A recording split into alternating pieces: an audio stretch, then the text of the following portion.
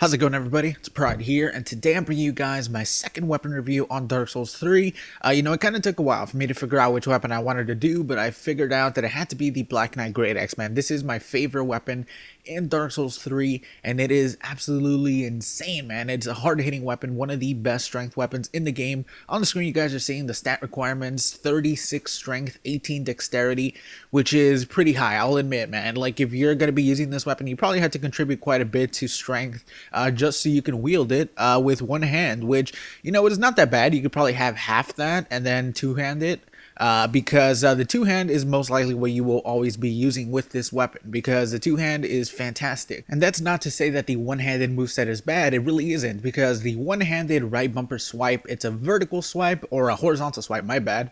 And then the R2 attack is a jumping R2 attack. Now, I'm not hugely fond of that attack when it comes to hitting people, but it is a fantastic parry bait. You can see the AR of the weapon right here, 603 is pretty ridiculous with this weapon, man. Like, seriously, when you two-hand this thing, if you hit somebody, you will basically immediately get another hit, unless they, had an attack or got a partial parry or something like that. They can maybe roll away.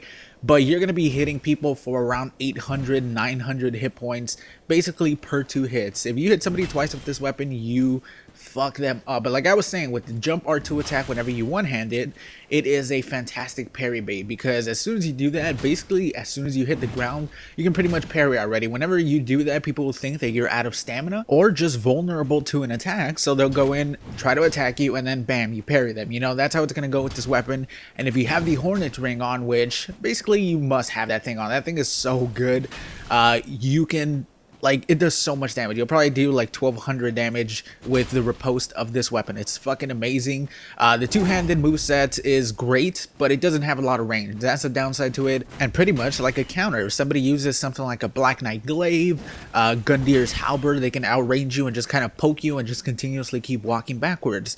But most of the time, if you do use this weapon's hyper armor to your advantage, you will kill most people. So this weapon is fantastic for gank situations where, if you're a player like me who enjoys invading a lot, you will get in situations where you're going to be ganked, and this weapon is fantastic for that. Now, I know there are better weapons for situations like that, but having really good hyper armor with a weapon that does this much damage is super useful. But like I said, give it a try. It's a fucking fantastic strength weapon. One of the best strength weapons in the game, easily. Has a lot of great moves. Like I said, there's that jump attack. That's a great parry bait. People usually fall for that.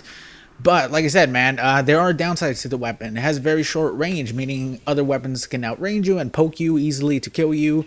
The moveset, the regular one-handed moveset, in my opinion, is very easy to parry. The startup time is very noticeable.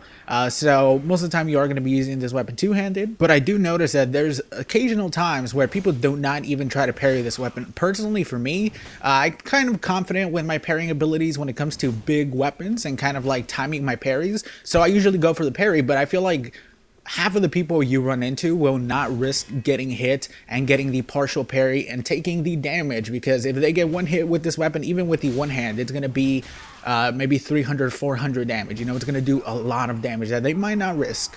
But like I said, let's see what else. All right, this one huge problem. It is really slow, meaning that people will be able to easily avoid you. I find this weapon to be very easy to dodge.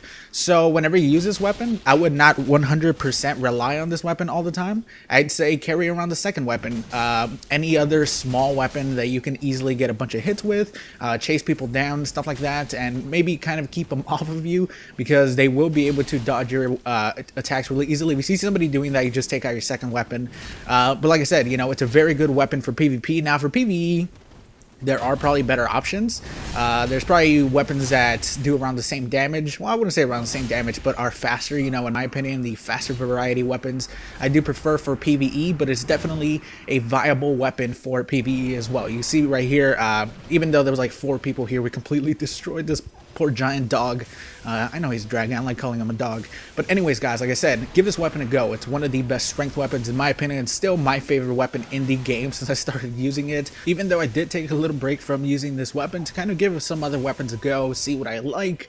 You know, I found some good weapons, but I finally felt confident, and I'm pretty sure it was time to do another weapon review. So I decided to do it on my favorite weapon. But anyways, guys, you know, I apologize for not having more of these. I said I was going to do one, you know, fairly often. I did one a couple days after the game came out on the Go With Our Twin Swords, and I just didn't do one anymore. So I'm going to try to do more.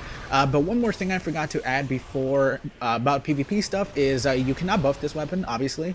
But whenever you add your Warcry buff, which is this weapon's weapon arts, it gives it like an extra 60 AR, which is really good. Plus, there are some combo moves, which are kind of hard to land. But when you do, they do so much damage, like 1100 damage. But anyways, guys, give this weapon a go. If you have some weapons you would like me to review next, feel free to leave them in the comment section. But anyways, I hope you guys enjoyed, and I'll talk to you guys later. Peace, everybody.